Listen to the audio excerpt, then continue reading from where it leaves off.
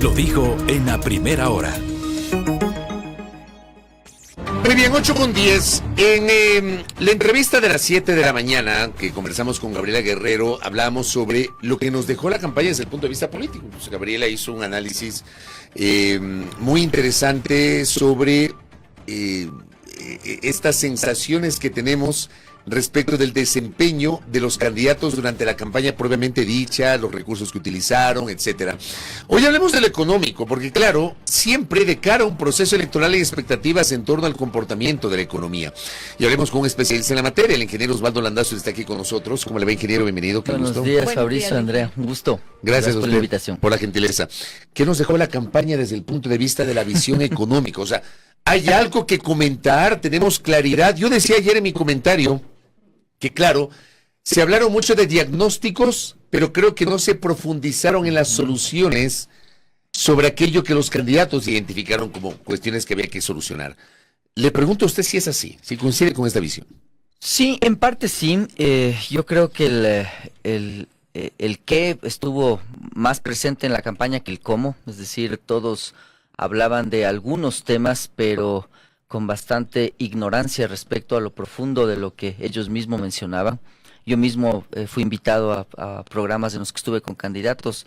Se veía una deficiencia conceptual bien importante, Fabricio y Andrea, de muchos de ellos, en temas que sí requieren realmente formación o al menos asesoría respecto a temas previsionales, temas financieros, deuda, etcétera. Entonces, eso primero. Lo segundo es que a mí me deja también un mal sabor respecto a que los ofrecimientos siguen siendo muy vanos, no se tiene claridad de qué es lo que proponen en términos conceptuales y en términos estructurales. Entonces muchos hablaban de moratoria a la deuda, pero sin alternativas de financiamiento. Otros hablaban de recuperar miles de millones de dólares de impuestos. La gran pregunta es cómo. Y lo que para mí era un denominador común es que todos ignoraban las cifras profundas detrás de los presupuestos que ellos mismos están hablando. A mí me parece que incluso el gobierno tiene una gran deficiencia respecto a planes económicos, a planificación, y esto ha sido un año de improvisación pura. Entonces, realmente no hay mucho que esperar si es que los temas estructurales en relación al presupuesto general del Estado, la seguridad social, las leyes laborales, la inversión, etcétera, se topan de manera profunda y abierta, no vamos a ver cambios muy importantes. ¿Cómo vio usted? Muchos candidatos dijeron, sobre todo en el debate, el tema del IVA, de bajarlo del 15% al 12%. ¿Cómo vio usted esa propuesta?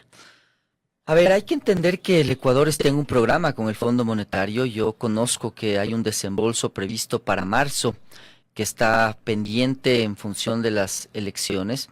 En esa línea, entonces, pues lo que nos encontramos es con que muy probablemente la imposibilidad de bajar el IVA venga incluso por el propio Fondo Monetario y los acuerdos que están establecidos con... o sea, el Fondo Monetario no va a aceptar.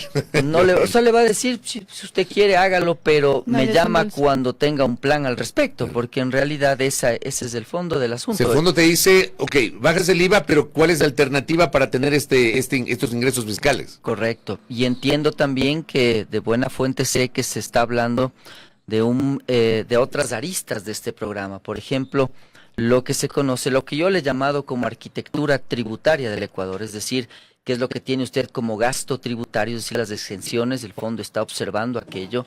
Parte de eso el ministro ya lo anunció, porque yo me imagino que él habrá querido dar alguna señal al Fondo Monetario Internacional, lo hizo en un canal de televisión respecto a una reforma tributaria, y es probable que se estén barajando alternativas para este año de otra vez retomar ciertos impuestos a la clase media, como los que Lasso primero los montó y luego los desmontó a final del periodo. Entonces, todo esto lleva a responder su consulta de que le veo muy difícil reducir el IVA en términos prácticos, es decir, no le encuentro la contrapartida de ingreso que pueda solventar ese problema bien complejo que tendría el país en términos de ingresos. Entonces, más allá de querer o no querer, también es un asunto de poder, y entonces, aunque muchos quieran, no le veo que van a poder hacerlo, al menos no de entrada. Algún candidato, me parece que Ucalón hablaba de tener unos años de espera para luego bajarlo. Tampoco se ve eso posible porque en términos generales, también acuérdese que usted firmó acuerdo comercial con China, y eso ocasiona que los aranceles vayan disminuyendo. Y los aranceles van a ir disminuyendo y eso significa menos ingresos para el fisco. Entonces, a mí me parece también que si usted le compara el Ecuador con Colombia, con Chile, con Perú, se da cuenta que esos países tienen IVAs mucho más altos. Hay algunos hablan de ignorantemente de que, bueno, el nuestro es en dólares, por eso es más bajo. No tiene nada que ver, eso quede bien claro, nada que ver. Es un impuesto sobre el valor agregado. El valor agregado puede ser en lempiras hondureñas o pesos chilenos, es sobre el valor agregado. Entonces, cuando usted compara, se da cuenta que los países que eligen esa vía de abrir su economía y bajar aranceles y tratar de sostener un Estado con algo de financiamiento, tienen IVAs también altos. Y eso es otra arista para su consulta. Le veo complicado bajar el IVA. Y sobre, digamos, la visión internacional, las relaciones internacionales, ¿cómo vio el anuncio del gobierno nacional, evidentemente en medio de una campaña electoral, de subir aranceles al 27% para las importaciones que lleguen a Ecuador de México? Y voy a tomar su consulta, Andrea. Me faltó decirle a Fabricio al inicio. Hay que acordarse que el Ecuador está en recesión, es un país que está en recesión, es un país que ya en enero otra vez presenta una inflación mensual negativa. Por lo tanto, termino la idea nada más, Andrea, y digo, el plan económico, si es que se puede llamar plan, tampoco es que está funcionando, algo hay que hacer. Ahora retomo la consulta que hace Andrea. Realmente Noboa nos volvió en una burla a nivel mundial, ¿no? Es decir, le hizo muy poco al país en términos internacionales. Se habían comentarios de todo tipo, desde serios diciendo no se entiende lo que está buscando, porque fíjense ustedes en lo absurda de la propuesta de Noboa, ¿no? Él dice, quiero entrar a la Alianza del Pacífico, y como usted no me deja entrar a la Alianza del Pacífico, entonces lo que hago es ponerle aranceles para proteger a mis productores. Si quiero entrar a la Alianza del Pacífico, no estoy buscando proteger a los productores, pues es una contradicción clara y abierta. Y por otro lado, el asunto también viene en un momento en el que, no sé si, me imagino yo que habrá buscado que le comparen con Donald Trump, pero viene en un momento en que la comparación era inevitable y resultaba todavía más jocosa, más burlesca, porque realmente le comparaban y usted decía, ¿qué es lo que busca el Ecuador con semejante barbaridad? Entonces, yo siempre fui un crítico del acuerdo comercial con México porque les dije a todos los medios, no van a aceptar camarón ni banano, pese a que Prado decía en todos los medios que estaba el 99,9% negociado. ¿Se acuerdan de esas mentiras? Y yo le decía al Ecuador, de buena fuente sé que México no va a aceptar jamás camarón porque está en Sinaloa y es una situación bien conflictiva. Al final pasó eso, pero por supuesto hay que ser objetivos. Y entonces lo que uno dice también es, ¿para qué ponerle aranceles a México sobre aranceles? Diciendo que quiero entrar con pistola a la Alianza del Pacífico, siendo una pulga al lado de México y una pulga un poco más grande a nivel mundial. Entonces, realmente fue una burla y me parece que no sé si le habrá ayudado en votos, que eso claramente es lo que buscaba, pero al menos en términos internacionales fue un gran daño el que le hizo al país. La justificación del presidente Noboa era que teníamos una balanza negativa. Bueno, una de las justificaciones era que teníamos una balanza negativa con México. Para tratar de medio equilibrar, decía, ¿no? ¿Saben cuánto es la balanza comercial con China? 2.100 millones de dólares negativos el año pasado. O sea, más es lo que compramos a los chinos que lo que los chinos nos compran a nosotros. 2.100 dólares. ¿Saben cuál es? 2.100 millones de dólares. 2.100 millones de dólares. Esa es la balanza comercial negativa con China. Y tenemos acuerdo comercial con ellos. Y tenemos acuerdo comercial. Que se van a ir consecutivamente bajando Y aranceles se va a poner China. peor. Yo, a ver, por supuesto no tengo una bola mágica, pero Fabricio, que me ha entrevistado algunas veces, sabe que advertíamos de esto. Es decir, decíamos que un acuerdo firmado de esa manera en 4 reuniones por suma era un riesgo bien alto. Y entonces, claro, lo que nosotros le decimos al gobierno, usted quiere actuar sobre una balanza comercial, regrese a ver a China. Si quiere además entender un acuerdo comercial con Estados Unidos, probablemente el irritante más grande que tenga Trump es China. Si no, pregúntenle al presidente panameño, que regresó con el rabo entre las piernas de Estados Unidos para que no le quiten el canal, diciendo doy por terminado el acuerdo de entendimiento que tenía con China. No sé si vieron esa noticia. Entonces, ahí usted se da cuenta la presión que ejerció Estados Unidos con su canciller, con el ex senador Rubio. Entonces, ahí se entiende claramente, y ahora Fabricio podrá atar cabos respecto a lo que nosotros veíamos de la geopolítica mundial con China. Pero claro, ese es un tema y lo vamos a tratar este lunes con el ministro de la Producción. Y le vamos a decir lo que está pasando con China y lo que significó ese acuerdo para mucha parte Cuando de usted la dice lo industria. vamos a tratar, ¿a quiénes se refiere? A varios actores del Varios sector actores, productivo. ya. Entonces, yo estoy incluido ahí porque saben que soy Del parte de sector algunas automotriz. cámaras. Sí, también del sector automotriz, pero en temas más transversales también, porque es un asunto bien delicado. Y entonces, probablemente ahí usted también entiende, Andrea, lo que yo llamo como un tiro al aire. Es decir, si quiere actuar sobre una balanza comercial negativa, regrese a ver a esa. 2.100 millones de dólares negativos en el año pasado. Es una locura y todavía no se desmantela todo lo que se va a desmantelar en términos arancelarios. Entonces, ahí se da cuenta de que la política internacional es errática y sobre todo, con esto termino Andrea enseguida, sobre todo que además ese anuncio trató de ser bien político para ganar votos. No sé si lo habrá logrado, para mí fue una burla al país. Si uno revisa y hace una mirada retrospectiva dentro de la pobreza de la campaña a las propuestas económicas de los candidatos, 16 candidatos ofrecieron, perdón, 15 candidatos de 16. 15 de los 16 ofrecieron revisar los términos del acuerdo con el Fondo Monetario Internacional. Obviamente no hizo este anuncio el presidente de la República, que de hecho no tengo constancia de que haya dado entrevistas durante el contexto de esta campaña de la primera vuelta electoral. Pero yo le pregunto a usted, ¿se puede revisar los términos del acuerdo con el Fondo Monetario Internacional como han propuesto casi todos los candidatos? Siempre se puede, Fabricio, pero creo que es muy difícil encontrarle una salida distinta. ¿Por qué esto, estimados? Porque el Ecuador tiene un gran problema que va arrastrando ya más de una década. Y es que nosotros estamos tratando de arreglar el problema solamente desde el lado de la visión de los ingresos del fisco. Es decir, ustedes tienen déficit fiscal y entonces, ¿qué es lo primero que se les ocurre a los economistas? Subir impuestos. Y entonces, uno que es administrador y además estudioso de la economía, que es el caso mío, en la práctica les digo, como ellos no han manejado jamás ni una tienda, Fabricio y Andrea, no entienden lo que significa en el fondo las relaciones comerciales desde el punto de vista práctico, que es un negocio. No digo que el gobierno sea un negocio, por supuesto, pero lo que sí le digo es que lo primero que salta a la vista es que si usted no arregla el tema de los gastos, no va a poder arreglar el tema de los ingresos, tanto así que el año pasado, subiendo el IVA 25%, es decir, 3 puntos, usted sigue teniendo déficit. Y el déficit real para mí es unos 5.000 millones. Pero es que ese aumento del IVA, le pregunto, ¿desestimuló o no al mercado, el circulante, la capacidad de compra de los ecuatorianos? Pero por supuesto, Fabricio, por eso es que usted tiene trimestres seguidos de decrecimiento económico. Entonces, porque la gente dejó de comprar, compró menos. Consume menos, invierte menos empleo. Era obvio. Es un resultado económico natural. El asunto es que si usted le acompañaba a esa reducción de impuestos con inversión pública, es decir, tomo yo y devuelvo la plata a la economía, me pongo al día en los atrasos, invierto y etcétera, usted hubiera podido balancear esa ecuación económica lógica.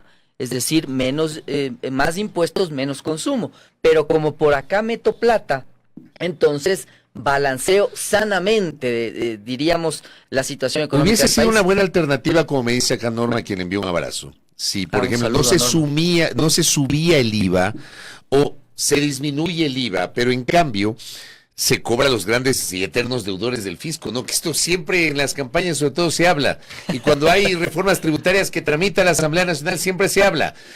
No hay que subir impuestos, pero hay que cobrar a los grandes deudores. Desde que tengo uso de razón se dice esto. Sí. Y es verdad lo que dice Norma, pero no es suficiente, estimada Norma. Es decir, hay que hacer las dos cosas porque creo que el Ecuador ha entrado en una espiral en donde sí es necesario rebalancear su arquitectura tributaria. Por ejemplo, otro asunto es el ISD. Usted no puede tener acuerdo comercial con la China y cobrarnos ISD a los productores nacionales. No tiene ni pies ni cabeza, pero son 1.200 millones de dólares. Entonces respondo a Norma diciendo que probablemente haya que hacer esfuerzos en ambos. Lo que sí les digo es que si ustedes recuerdan cuando se hacía el análisis de los funcionarios que entraban al gobierno del expresidente Lasso, por ejemplo, ni el propio ministro de Finanzas pagaba impuestos. ¿Se acuerdan de Arosemena, de esa barbaridad de que él tenía más impuesto a la salida de divisas pagado que impuesto a la renta? O sea, ¿cómo saco yo dólares? Porque decía que tenía un hijo estudiando, lo cual está muy bien, es legítimo. Pero no, o sea, no hacía sentido. Nadie paga impuestos aquí. Ese es mi punto central. Nadie paga impuestos. Entonces, cuando usted veía a los funcionarios, obviamente la pregunta que se le viene es si ellos que están en la función pública no pagan, el resto tampoco. Entonces, hay datos, Fabricio, que calculan que la evasión fiscal en América Latina rodea los 5 puntos del Producto Interno Bruto en el caso del Ecuador. Esos son datos quizás muy poco analizados en términos profundos porque es difícil hacerlo, pero la CEPAL ha hecho esos cálculos, son miles de millones de dólares. Pero, estimados amigos, no es solo eso necesario, es decir, hay que redimensionar el tamaño del Estado. El Ecuador tiene una participación muy alta de su Estado frente a su economía. Les doy un ejemplo. Brasil tiene el 46% de su Estado es en relación a su economía, es decir, al PIB, al Producto Interno Bruto. El segundo, adivine quién es, Ecuador, con el 38%, Estado frente a economía. Para que ustedes tengan otra idea, Chile tiene 27, Colombia 28. Entonces ahí creo que me explico mejor, Fabricio, cuando digo, si por más impuestos que uno suba con un Estado tan grande, y ojo, no hay cómo sacar un pasaporte, no hay cómo sacar una cédula, no la tienen en el hospital, no tiene seguridad, le matan en la esquina, está vacunado. Es decir, es una combinación explosiva en donde gasta un montón de plata y la gran pregunta es ¿para qué? Pero no es efectivo. No es efectivo, no es eficiente y no le responde al ciudadano. Ingeniero, pasando a otro tema, ¿cree que hicieron falta propuestas en el tema energético? Esto teniendo en cuenta lo que ocasionó y las pérdidas que ocasionó en materia económica el año pasado, no tener energía. Se prevé que pudiese haber la misma sequía para este año. ¿Cree que faltaron propuestas respecto de ese tema? Por supuesto, se veían propuestas muy simples y yo creo que hay un gran tema ahí que es la Constitución, que realmente le permite al privado participar por excepción en sectores estratégicos y eso hay que cambiarlo. El privado es un actor que puede ser útil para la economía cuando está bien dirigido y bien controlado, sobre todo en sectores estratégicos. Yo no creo en aquella privatización de Petroecuador, ni mucho menos, eso es una barbaridad. No lo hizo ni Chile con Codelco y algo habrá atrás, obviamente razones financieras muy claras, pero no es momento para explicar aquello. Lo cierto es que la participación privada puede ser útil, saludable para el país cuando está bien estructurada y cuando está bien controlada. Bien regulada desde el Estado. Bien regulada desde el Estado, por supuesto. Ahora, lo otro que usted... Yo coincido con esa visión. Sí, claro, por supuesto. Pero el Estado podría, ¿cree usted, el Estado ecuatoriano podría realmente hacer esa vigilancia, ese control de realizarse? ¿Tendría la capacidad de hacerlo? Usted vio que Colombia nos vendía a nosotros electricidad, ¿no es cierto? ¿Sabe quién nos vendía electricidad? Los privados colombianos. Pero ¿sabe qué pasó cuando Colombia entró en estiaje? ¿Quién le dijo no le puedes vender electricidad a Ecuador? El gobierno, pues. Entonces, por supuesto, usted necesita entender los parámetros por los cuales los sectores estratégicos están controlados. Pero eso no significa que usted le pone una pared al sector privado. Puede participar, pero para eso tiene que cambiar tarifas, para eso tiene que cambiar constitución. El otro tema que quedó ausente de todo el debate público, la seguridad social. Es decir, usted no vio jamás un análisis respecto a, primero, cómo usted separa salud de sistema previsional. Es decir, eso es el primer paso que tenemos que dar nosotros. Es decir, somos el único país del mundo que tiene esas dos cosas unidas. Salud y previsión no van juntos, son riesgos distintos. Los pilares de la seguridad social. ¿Qué pasa con el sistema tripartito? ¿Qué pasa con las cuentas nacionales? Es decir, ¿cómo usted sabe qué está pasando con los recursos? Entonces, a la larga, si ustedes se fijan, es por eso que cuando tenemos estos candidatos y se topan con el último tema que yo creo que es el más relevante del país, instituciones débiles y desbandadas, realmente estamos manejados por ignorantes que no conocen nada respecto a muchos temas. Entonces, ahí creo que se cierra el círculo en que usted tiene un Estados Unidos que admite a Donald Trump, un populista ignorante y además muy autoritario. ¿Por qué? Porque tiene la Corte de Suprema, tiene la Reserva Federal que le dicen, bueno, di lo que quieras, pero esto no. Acá no tiene eso. Entonces Claro, le allá suben. sí hay separación de poderes. Podemos cuestionar un montón de cosas, pero sí hay separación. Exacto. O sea, Entonces le suben, aquí le suben los Donald Trump, si cabe la expresión, y ellos sí se encuentran con un mono con pistola. bueno, ingeniero, gracias por el tiempo. Gracias. Por ese análisis económico. Con Osvaldo Landazuri aquí en la mañana para cerrar justamente el informativo, un análisis económico. Primera plana. Todas las noticias, todas las voces.